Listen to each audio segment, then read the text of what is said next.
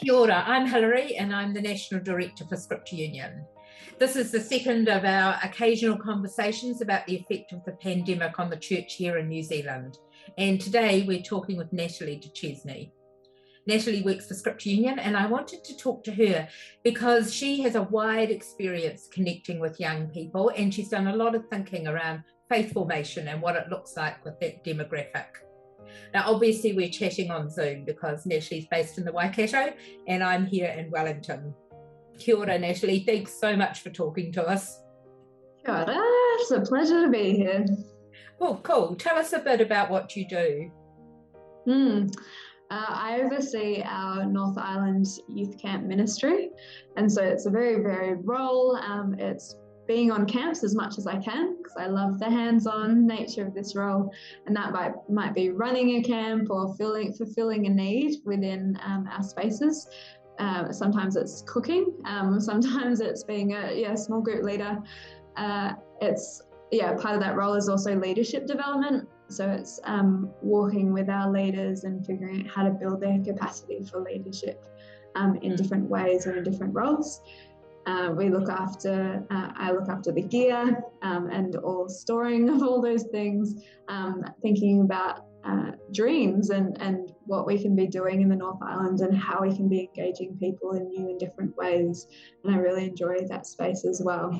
So a whole bunch of things, logistics, I guess, fits into that as well in the lead up to camps. And many other things that I have not said. That sounds a huge job, actually, and I know it is. So tell us about one of the joys that you find in that role. We've been having lots of conversations about how we engage with the environment recently. As much as I like to direct conversation that way, I actually haven't had to because we've had youth really pressing into that space and thinking tangibly about what environmental stewardship looks like or environmental sustainability.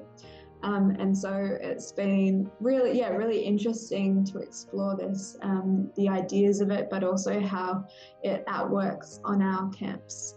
Because at the end of the day, we're doing adventure-based camps and they are outdoors. And so how are we engaging in this space in the created world as created beings, but how are we also, taking our role as stewards and really honouring the creation that we're in really holistic ways. And so that's just been a very energizing space, and I love to be thinking about it, talking about it and putting things into action, and have so many people really being invited, but inviting themselves into that space as well. So that's been a very energizing place. That's awesome. So obviously the pandemic has changed a lot of that. What's been one of the challenges that you've noticed over the pandemic time? I think for youth, the home has become a sacred place, but also the narrative has been that's the only place for safety.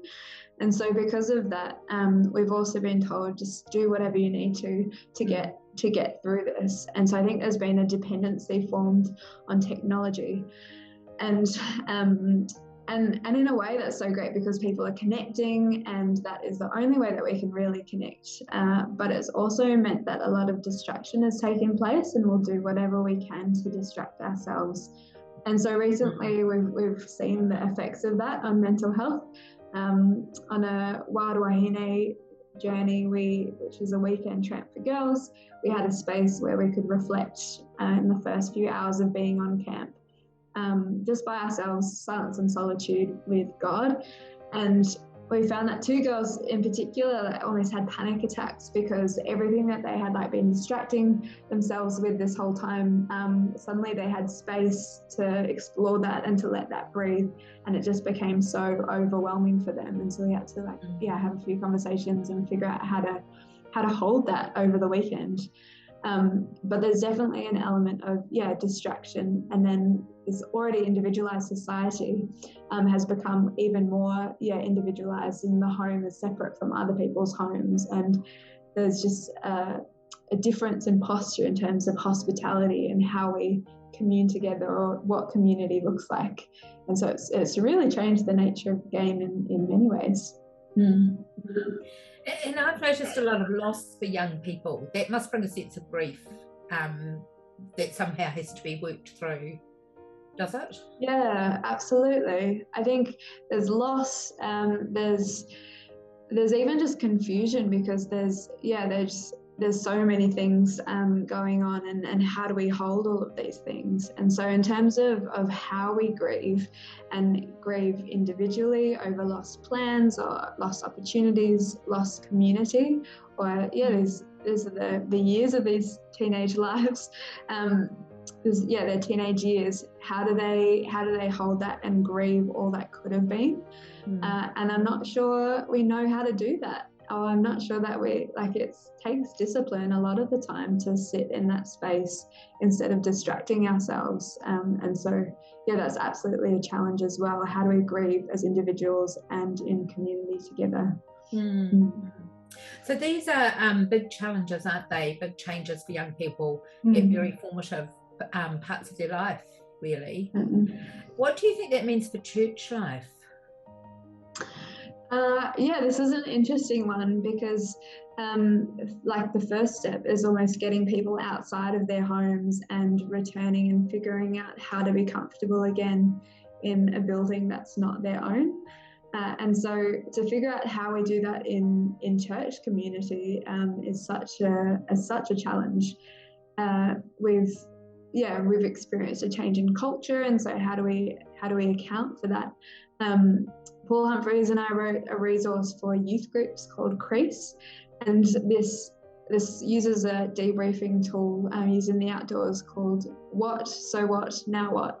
And so we based this resource around this debriefing model, and figuring out what actually needs to happen if we gather for a weekend in community, to acknowledge what has been. So that's the what, looking at the past. So what does that mean for the present, and what we bring today to our community, and now what does that mean for the future and the future of this community? And it brings together a whole bunch of the spiritual disciplines that we've used in church history, and that, like silence and solitude, lament, leaning on other people's written prayer, but also celebration. How do we celebrate well how to come together, and what that means within the landscape of Aotearoa, and honouring our bicultural journey as well. And so there is a place for us to learn how to do this in church community, and figure out together how to sit with this wrestle, as well as figuring out within ourselves what we need. So that's definitely one aspect for churches, or a real challenge that's presented to churches.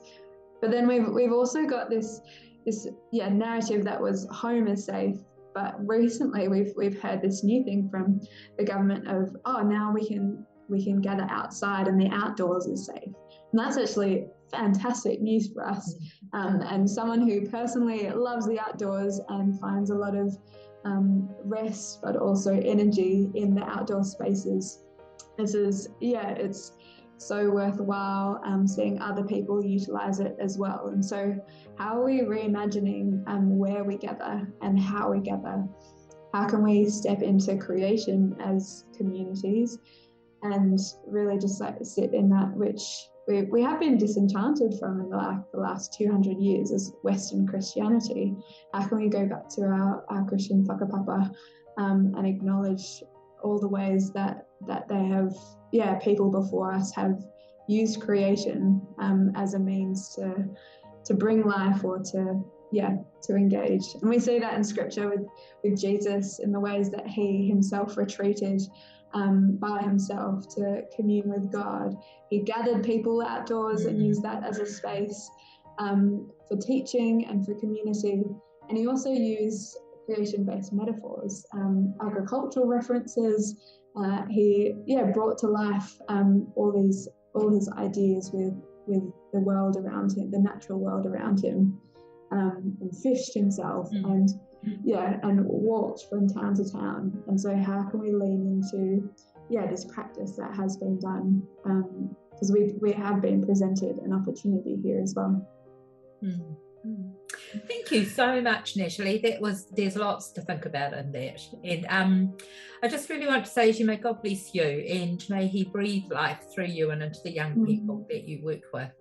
Ngā te atua whakapai ki koutou. May God bless us all. I'd like to encourage you to take some of those things and to have a think about them. What do they mean for your church?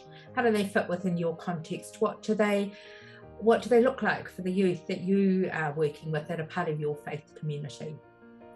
And keep an eye out for the next in this occasional series of conversations about the church and the pandemic.